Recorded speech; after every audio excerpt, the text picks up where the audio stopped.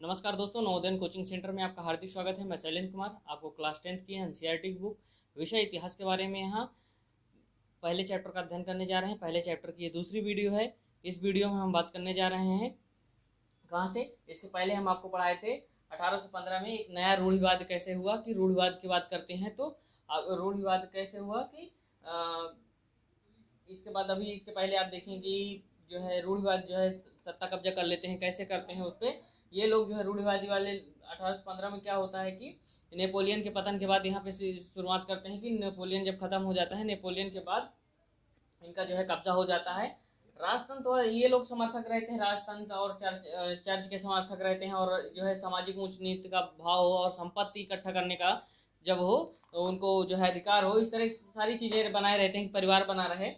और दूसरी बात ये होता है नेपोलियन के परिवर्तन से जो रूढ़िवादी लोग होते हैं, इन लोग को एक नई चीज़ देखने को मिलती है। ये लोग सोचते हैं कि आधुनिक जो है आधुनिकरण से क्या हुआ तो राजतंत्र को और मजबूती मिलेगी और ये जो है सेना को और आधुनिक सेना से और नौकरशाही और गतिशील अर्थव्यवस्था से अर्थव्यवस्था और मजबूत होगी। और इसके बाद क्या होगा कि जो राजतंत्र है वो और अच्छे से मजबूती से शासन कर सकते हैं। 1815 में ब्रिटेन और रूस और प्रसा जैसे जो यूरोपीय शक्तिशाली देश होते हैं वो लोग क्या करते हैं, नेपोलियन को हराते हैं। और फिर इसके बाद क्या होता है, वियना में संधि होती है। वियना में संधि के बाद जो संधि की मेजबानी कौन करते हैं, ऑस्ट्रेलिया के जो चांसलर होते हैं ड्यूक मैट्रिक निक होते हैं, ये जो है इसकी जो है अध्यक्षता करते हैं और इसके बाद मेजबानी करते हैं। ये सारे जो है यहाँ पे निर्णय लिया जाता है कि सारे बदलाव जो अभी तक नेपोलियन के समय या फ्रांसीसी क्रांति के बाद हुए वो सब खत्म हो जाएंगे और यहाँ पे रूढ़िवादियों का कब्जा हो जाता है। फिर ये लोग क्या करते हैं, जो बूर्बो राजवंश रहता है 1789 के बाद जो क्या होता है कि हटा दिया जाता है। इसके बाद यहाँ पे फिर क्या होता है, फ्रांसीसी क्रांति के दौरान लेकिन फिर वे यहाँ जो है दोबारा इनको सत्ता बहाल कर दिया जाता है, सत्ता दे दिया जाता है। इसके बाद क्या होता है कि फ्रांस की जो सीमा होती है उसके आसपास नए नए राज्य बना दिए जाते हैं, जैसे कि उत्तर में जो है नीदरलैंड बन जाता है। और लेकिन ये लोग रूढ़िवादी लोग जो नेपोलियन के समय 39 राष्ट्र राज्यों का निर्माण किया जाता है उसको बनाए रखते हैं, उसको नहीं खत्म करते।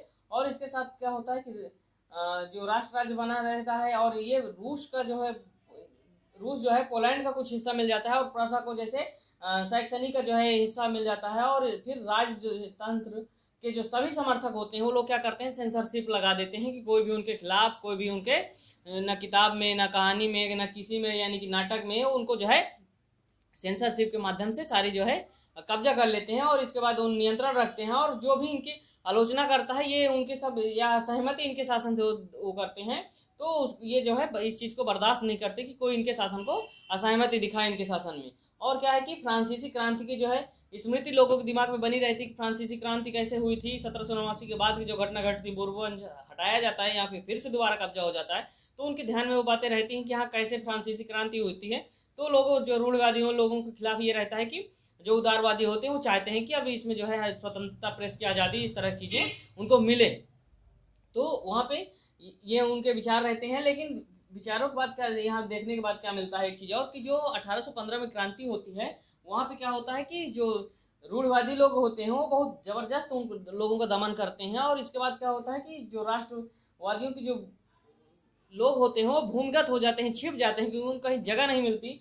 और जगह क्या है, उनको हर जगह खोज खोज के कहने का मतलब उनको दबाया गया है। और इसके बाद विचारों के प्रसार की बात करते हैं कि जो विचारों के प्रसार होते हैं वो कैसे फैले। लोग इसके लिए अब क्या करते हैं, नए नए गुप्त संगठन बनाने लगते हैं। और इन्हीं गुप्त संगठनों में उभर कर एक यूरोपीय जो राज्य होते हैं उभर कर आते हैं। और इसके बाद यहाँ पे जैसे कार्बोनरी गुप्त संगठन के एक सदस्य कौन रहते हैं, यहाँ बात करते हैं इटली के क्रांतिकारी जोसेफ मेत्सनी का। जोसेफ मेत्सनी जो होते हैं, जोसेफ मेत्सनी का जन्म 1807 में जिनेवा में हुआ था। ये 24 साल के आयु में क्या होते हैं, यहाँ लिंगुरिया की क्रांति के वजह से इनको निकाल दिया जाता है। तो जब इनको बहिष्कृत कर दिया जाता है तो इसके बाद इन्होंने ये कार्बोनरी गुप्त संगठन के पहले सदस्य रहते हैं, पहले से ही सदस्य रहते हैं। अब ये जो है नया संगठन बनाते हैं, उसका नाम रखते हैं, दो संगठन जो तत्पश्चात यानी बनाते हैं, मार्सेई में यंग इंडिया और दूसरा बनाते हैं यूरोप बर्न में यंग यूरोप। और जो सदस्य होते हैं, इनके सदस्य कौन लोग होते हैं, फ्रांस और इटली, जर्मनी और इनमें जो युवा लोग होते हैं उनके जो है लोग जो है युवा वर्ग जो है इनके समर्थक रहते हैं। और इसके बाद देखेंगे कि प्रजातंत्र में जो इनका बहुत बनाने में बहुत इनके विचारों में बहुत बड़ा इनका रोल रहा है। और इसकी बात करते हैं जो मेत्सनी होते हैं, मेत्सनी की जो मानना रहता है कि विश्वास था कि ईश्वर की मर्जी के अनुसार ही राष्ट्र को क्या है कि मेसनी का विश्वास यही रहता है कि ईश्वर की जो मर्जी के अनुसार जो राष्ट्र ही मनुष्यों की क्या है, प्राकृतिक इकाई है। और इटली के जो छोटे छोटे राज्य होते हैं, प्रदेश होते हैं, उसमें जो है ये था कि पाबंदियों की तरह नहीं इसे रह सकता है, इसको इटली को यानी कि छोटा सा ही नहीं रह सकता, इसको बहुत बड़ा भाग राष्ट्र राज्य बनाया जाएगा। और इसके क्या है कि इस मॉडल की देखी देखी क्या होता है, जर्मनी, फ्रांस और स्विट्जरलैंड और पोलैंड में भी क्या होता है, गुप्त संगठन इस तरह कायम किए जाते हैं और मेसनी का जो है राजतंत्र का जो घोर विरोध करते हैं और रूढ़वादियों को यहाँ पे मेसनी की वजह से रूढ़वादी बाद में हार जाते हैं। और जो मैटरनिक होता है और मेसनी को सबसे बड़ा अपना जो है अपने जो है रूढ़वादी व्यवस्था का जो है दुश्मन मानता है, सबसे खतरनाक दुश्मन मानता है, क्योंकि ये जो है प्रजातंत्र का जो सपना देखे रहते हैं उसके अनुसार बाद में रूढ़वादियों की हार होती है। अब इसके बाद हम आते हैं कि क्या है कि क्रांतियों का युग आता है। क्रांतियों के युग की बात करेंगे तो क्रांतियों का युग जो है 1830 और 1848 की बात करते हैं। अब यहाँ देखिए आपने कि क्या होता है कि रूढ़वादी सत्ता स्थापित कर लेते हैं। रूढ़वादी जब सत्ता आ जाती है तो रूढ़वादी व्यवस्था में ये क्या करते हैं कि ये 1830 और 48 की बात कर रहे हैं, जो रूढ़वादी व्यवस्थाएं होती हैं वो सोचते हैं कि और उनके ताकत को क्या है, वो अपना ताकत को मजबूत करना चाहती हैं। इसके साथ साथ जो उदारवादी और राष्ट्रवादी जो है लोग होते हैं वो क्या करते हैं, उदारवाद और राष्ट्रवाद को ही लोग क्या है एक क्रांति का रूप देना के यानी क्रांति से जोड़कर देखने लगते हैं। दूसरी तरफ क्या होता है कि जैसे इटली, जर्मनी, ऑटोमन और आयरलैंड, पोलैंड के जो है लोग होते हैं, उसमें राष्ट्रीय राज्य के जो शिक्षित जो लोग होते हैं, मध्यवर्गीय लोग होते हैं, जैसे प्रोफेसर हैं, अध्यापक हैं और व्यापारी वर्ग हैं, ये सब जो मध्यवर्गीय लोग होते हैं, ये क्या करते हैं कि इनके बीच में जो सारे जो है रूढ़वादियों के जो खिलाफ हो जाते हैं, बाद में विद्रोह हो जाता है। जुलाई 1830 में फ्रांस में विद्रोह होता है। इसमें क्या होता है कि जो पहले देखते हैं कि 1815 में जो बूर्बो राजवंश जो साम्राज्य सत्ता मिल नहीं रहती है, उसी के खिलाफ ही क्या होता है, यहाँ पे विद्रोह हो जाता है। और ये जो विद्रोह होता है पे यहाँ पे एक जो है विद्रोह करने के बाद ये होता है कि उसकी सत्ता को खत्म किया जाता है। यहाँ पे जो मैटरनिक होते हैं, मैटरनिक क्या कहते हैं कि जब फ्रांस छींकता है तो पूरे यूरोप को क्या होता है, सर्दी जुकाम हो जाती है। ये भी एक बहुत बड़ी बात है कि अगर फ्रांस में छोटी सी घटना घटती है तो पूरे यूरोप में क्या होता है कि वो बहुत बड़ा रूप ले लेती है। आगे आते हैं हम कि जुलाई की क्रांति से क्या होता है, ब्रुसेल्स में जो है विद्रोह शुरू हो जाते हैं और जो नीदरलैंड होता है वो अलग हो जाता है। इसके बाद क्या होता है कि यूनान की जो स्वतंत्र जो है यूनान का जो स्वतंत्र संग्राम रहता है वो यूरोप से जो है प्रेरित होता रहता है कि यहाँ ऐसी घटनाएं घटती हैं। बाद में जो है यही यूनान में भी ऐसा घटनाएं घटती हैं। यूनान में देखेंगे जो यूनान का स्वतंत्र संग्राम होता है उससे क्या होता है कि यूरोप में जो शिक्षित वर्ग होते हैं, जो राष्ट्रीय भावना उनके अंदर छिपी होती है, वो राष्ट्रीय भावना जो है एक बहुत बड़ा रूप लेती है। बाद में क्या होता है कि 15वीं शताब्दी में क्या होता है कि यूनान में ऑटोमन साम्राज्य रहता है। लेकिन जब ये यूरोप से प्रभावित होते हैं, बाद में देखते हैं तो क्या होता है कि 1821 में ही यूनान में जो है संघर्ष शुरू हो जाता है। और इसके बाद जो कवि कलाकार होते हैं वहाँ पे प्राचीनी यूनानी सभ्यता को बहुत बड़ा प्रमुखता से उसको मान्यता देते हैं और उसी के अनुसार लोगों को बताते हैं कि अतीत ही अब हमारा सब कुछ है, अतीत के अनुसार चलना चाहिए। बहुत उसके जनमत इकट्ठा करते हैं उसी के अनुसार कि अपने संस्कृति को बहुत बढ़ चढ़ के मानने के आगे आधार पे वो युद्ध एकता बना ले। एकता बनाने के बाद क्या होता है, वो मुस्लिम देश से एक युद्ध करते हैं। युद्ध करने के उसमें क्या होता है, सारे लोग एक हो जाते हैं। बाद में यहीं पे क्या होता है, एक घटना घटती है 1824 में। क्या होता है कि एक कवि लॉर्ड वायरन जो है होते हैं उनको वायरल बुखार हो जाता है और जो लॉर्ड जो कवि होते हैं उनको बुखार होने से क्या होता है, उनकी मृत्यु हो जाती है। और फिर इसके बाद जो है और जो है जो लोग होते हैं उनमें विद्रोह की भावना जो और होती है बढ़ जाती है। इसके साथ साथ अंततः उनका कहाँ अंत होता है कि 1832 में कुस्तुनिया की संधि से यूनान एक स्वतंत्र देश बन जाता है। अभी तो हम देखें कि हाँ यूनान यहाँ स्वतंत्र हो जाता है, लेकिन इसके साथ साथ देखते हैं कि अब ये क्रांतियों का युग जो है यहाँ तक बता दिए कि आपको कैसे यूनान स्वतंत्र हुआ। अब एक नया टॉपिक आता है रूमानी कल्पना और राष्ट्रीय भावना। ये टॉपिक में हम क्या देखते हैं कि राष्ट्रवाद का जो विकास हुआ था वो ये नहीं कि केवल युद्ध से या क्षेत्रीय किसी विस्तार से ही युद्ध जो है उसका विस्तार हुआ हो। राष्ट्रवादी जो भावना थी या राष्ट्रवाद का जो विकास हुआ है, यहाँ पे क्या किसका भी बहुत बड़ा योगदान रहा, संस्कृत के भी बहुत बड़ा योगदान रहा। जैसे आप देखें कि यूनान में जो है अतीत का ही जो है उसको जो प्राचीन संस्कृति उसी को लेकर वो कि लोग एक हुए, राष्ट्रवाद की भावना अपने वो अंदर पैदा किए। और यहाँ पे देखेंगे क्या है कि जो काव्य कला की जो है कहानियाँ किस्से हैं, वो संगीत हैं, वो भी बहुत बड़ा अपना उसमें जो है रोल निभाए हैं। और इसके साथ देखते हैं कि जो रूमानीवाद का जो एक आंदोलन होता है, उस आंदोलन में क्या होता है कि जो कलाकार हैं, कवि हैं, और उनके जो है वो क्या करते हैं कि रूमानीवाद वाले उसमें कलाकार कवि जो तर्क वितर्क विज्ञान की जो बातें होती हैं उसको ना जो है मान्यता देकर उसकी आलोचना करते हैं। और वो क्या करते हैं कि अतीत का जो है राष्ट्र का आधार मानते हैं कि अतीत ही जो है राष्ट्र का आधार है, और सच्ची जर्मन संस्कृति उसमें है। वो किसमें है? आम लोगों में बताते हैं कि सच्ची जो जर्मन जो है, जर्मन की जो संस्कृति है वो आम लोगों में है। उसको इंग्लिश बोलते हैं डायसवाल्फ। डायसवाल्फ में क्या होता है कि उसमें बताते हैं कि आम लोग, जो मतलब होता है आम लोगों में निहित होती है जर्मन संस्कृति। स्थानीय बोली यहाँ पे क्या होता है, ये जो है रूमानीवाद में जो आंदोलन होता है उसमें स्थानीय बोली और लोक सांस्कृतिक जो चीजें होती हैं, और लोक संस्कृति के साथ आधुनिक जो राष्ट्रीय संदेश बनाते हैं उसी को बना लेते हैं कि जो हमारी पुरानी चीजें हैं, लोग वो स्थानीय बोली और सारी चीजें। और क्या होते हैं इसमें जो मुक्ता आता है वो निरक्षर लोग आते हैं। और इसके साथ साथ ये जो बातें कही जा रही है ये पोलैंड विशेष तौर पे कही जा रही हैं, पोलैंड के लिए। और इसके बाद करते हैं कि 18वीं शताब्दी में कि रूस और प्रसा और ऑस्ट्रेलिया जो है इसको विभक्त कर देते हैं पोलैंड को। इसके बाद क्या होता है कि यहाँ की ये स्वतंत्र तो रहता नहीं है पोलैंड, तो यहाँ पे क्या होता है कि रूसी भाषा को जो जबरन लादा जाता है पोलैंड में। तो यहाँ जो पोलैंड की पोलिश भाषा रहती है उसे जो है इग्नोर कर दिया जाता है, ध्यान नहीं दिया जाता है। बाद में क्या होता है वही विद्रोह का कारण बन जाती है। वही पोलिश भाषा को जब हटा देते हैं तो क्या होता है कि 1831 में ये जो है युद्ध हो जाता है। 1831 में जब युद्ध होता है, लेकिन फिर बाद में रूस उसको दबा देता है उस युद्ध को। जब दब जाएगा तो यहाँ पे क्या होता है कि जो पहले पोलिश के जो पादरी रहते हैं और विपस रहते हैं, वो विपस क्या करते हैं, जो धार्मिक शिक्षा होती है उसमें रूसी भाषा को नहीं जो है समर्थन करते हैं, जिसकी वजह से क्या होता है इनको जो है इनको पादरी लोगों को कहाँ भेज दिया जाता है, साइबेरिया भेज दिया जाता है, इनको सजा दी जाती है। और यहाँ पे देखेंगे पोलिश भाषा का ये जो आंदोलन होता था, ये पोलिश भाषा का एक प्रतीक बन जाता है कि पोलिश भाषा ही सबसे यहाँ पे भाषा को लेकर वो होता है।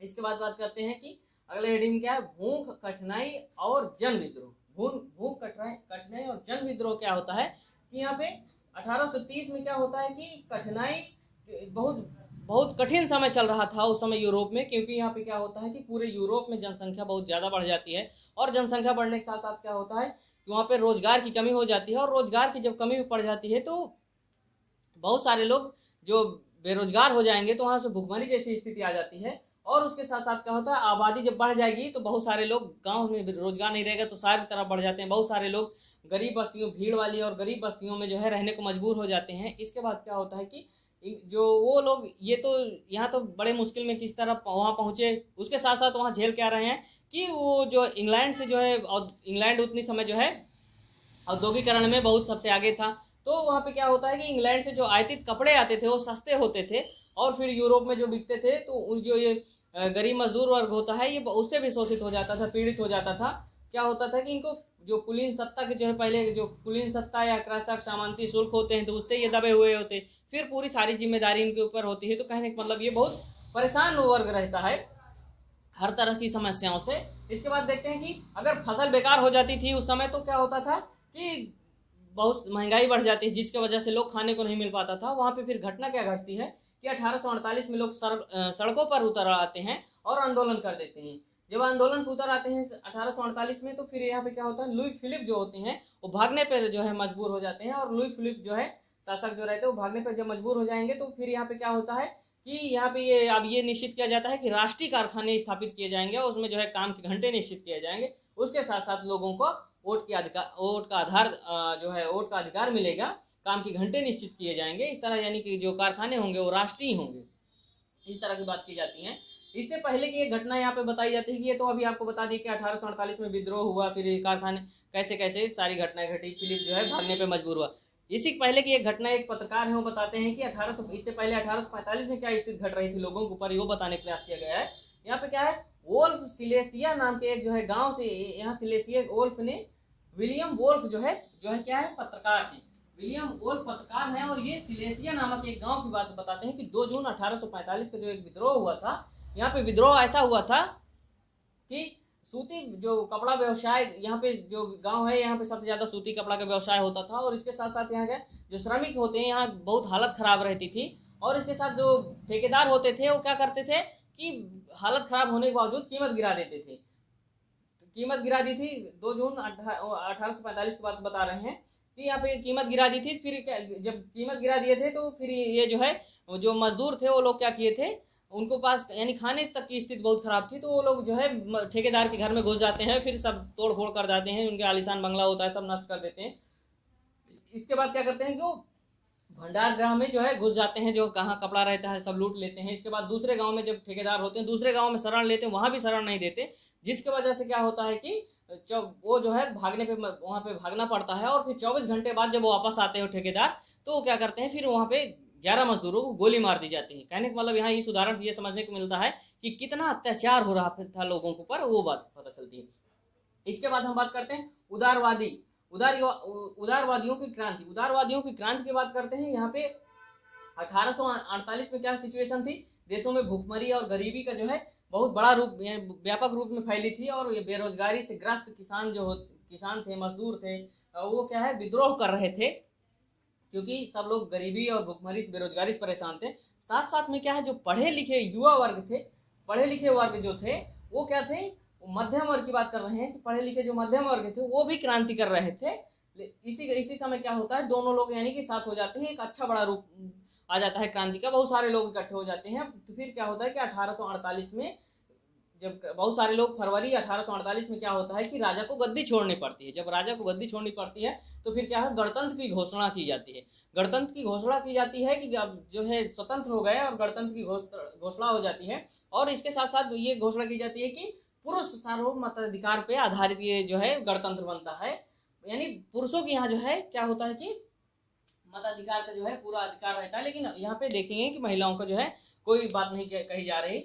यूरोप के अन्य वह स्वतंत्र राष्ट्र राज्य नहीं थे, मतलब कि यूरोप के जो अन्य जो स्वतंत्र राष्ट्र राज्य नहीं थे, वहां पे क्या सिचुएशन घटती है कि यहाँ पे तो देख लिए कि यूरोप के यहाँ 1848 में फरवरी में जो है गणतंत्र की घोषणा हुई, राजा ने गद्दी छोड़ना पड़ा।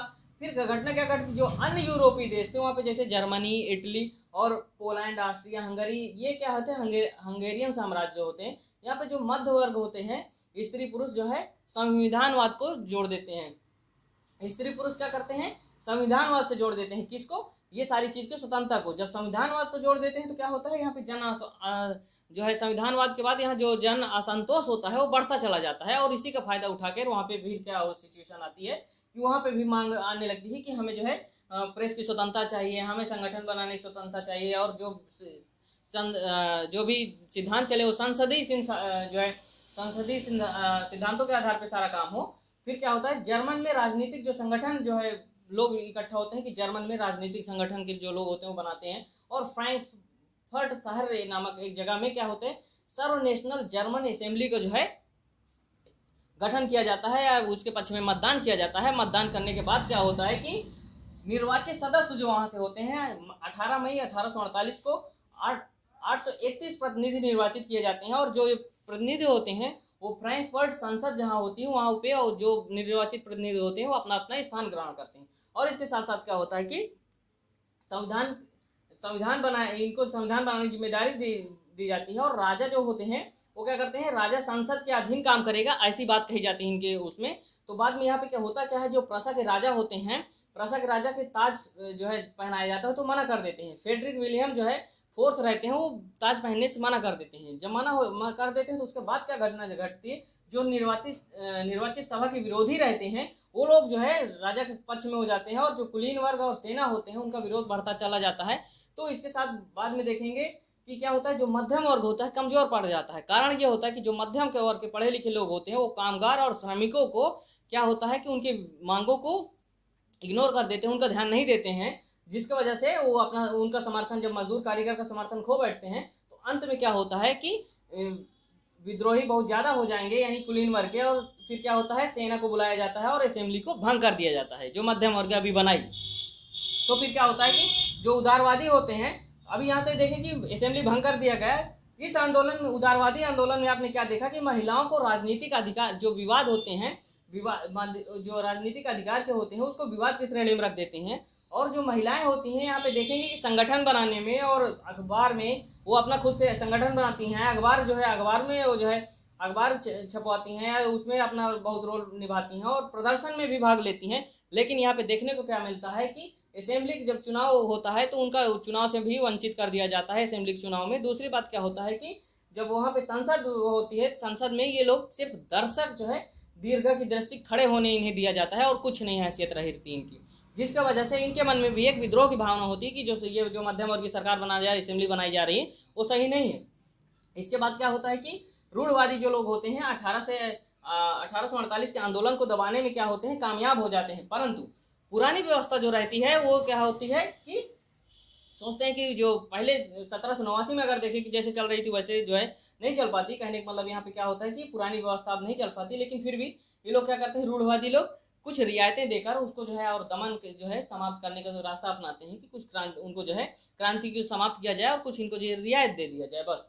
इसके बाद क्या होता है कि 1848 के बाद जो घटना यहाँ पे क्या देखने को मिलता है कि यहाँ पे जो 1848 के बाद मध्य और पूर्वी यूरोप में जो निरंकुश रूढ़वादी जो शासक होता है, जो विद्रोह होता है, ये चीज 1815 से पहले ही पश्चिम यूरोप में देखने को मिल जाते हैं कि 1815 से पहले ही वहाँ विद्रोह होने लगते हैं। मतलब यहाँ ये बहुत बाद में यहाँ पे विद्रोह होता है। इसके बाद क्या होता है कि हैम्सबर्ग जो अधिकार क्षेत्र में रहते हैं और रूस में जो होते हैं, वहाँ पे क्या होता है कि हैम्सबर्ग अधिकार क्षेत्रों में और रूस में भूदासत और बंधुआ की जो बंधुआ मजदूरी होती है उसको समाप्त कर दिया जाता है। और जो हैम्सबर्ग के शासक होते हैं वो हंगरी को ज्यादा स्वायत्तता देते हैं और इससे क्या होता है कि उनकी निरंकुश magyarों का जो प्रभुत्व का जो रास्ता होता है वो साफ हो जाता है। तो उम्मीद करते हैं इसको आपको अच्छे से समझ में आ गया होगा।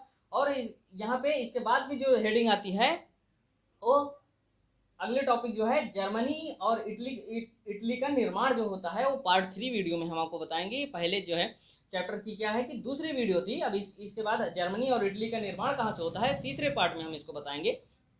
एक बार मुक्ता आपको यहाँ पे देखने को क्या मिलता है कि पहले क्या होता है 1789 में बोर्बो राजवंश हटा दिया जाता है। फिर इसके बाद यहाँ पे क्या होता है कि बीच में जो है क्रांति होती है। क्रांति होने के बाद फिर बाद में देखेंगे कि यहाँ पे वो फिर असेंबली बनती है, वो भी भंग हो जाती है। फिर नेपोलियन आता है, नेपोलियन भी क्या होता है कि नेपोलियन को भी वहाँ से जाना पड़ता है। नेपोलियन भी जो है प्रसा ऑस्ट्रेलिया जैसे जो है मिलकर हरा देते हैं। नेपोलियन के बाद फिर स्थिति बदलती है वहाँ पे। फिर जब नेपोलियन के बाद स्थिति जो बदलेगी, यहाँ पे देखें 1815 के बाद क्या होता है, फिर रूढ़वादियों का कब्जा हो जाता है यूरोप में। जब रूढ़वादियों का कब्जा फिर से बन जाएगा, क्योंकि जो रूढ़वादी होते हैं और जो स्वतंत्र होना चाहते हैं तो रूढ़वादी जो है जो राज्य होते हैं वो समर्थक करते हैं। इसके बाद उदारवादियों के बाद फिर देखेंगे कि क्रांतियों की युग शुरू होता है 1830-48 में। यहाँ पे फिर विद्रोह होता है और फिर मध्यम वर्ग की जो है यहाँ सरकार बनाने की कोशिश करते हैं। लेकिन अंततः होता क्या है, जब श्रमिक और औरतों का जो है इग्नोर किया जाएगा, उनको जो है मान नहीं वो किया जाएगा, तो फिर जो है उनकी जो है फिर बाद में उनकी भंग हो जाती है और फिर रूढ़वादियों का कब्जा हो जाता है। तो उम्मीद करते हैं यहाँ तक की वीडियो आप अच्छे से समझ गए होंगे। आशा करते हैं हमारी वीडियो अच्छी लगी हो तो प्लीज़ हमारे चैनल को लाइक करिए, सब्सक्राइब करिए। Thank you.